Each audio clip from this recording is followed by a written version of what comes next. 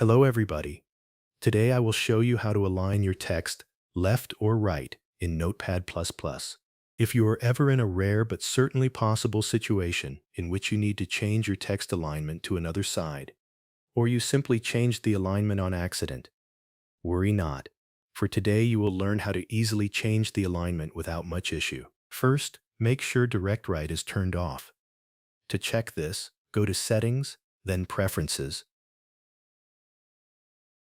and finally Miscellaneous. In rendering mode, click this list and select any option that is not DirectWrite. In this case, it's GDI.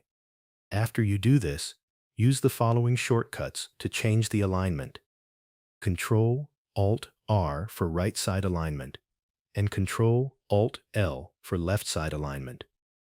And that's going to be it for today, everyone. I hope this tutorial helps you on your current and future projects.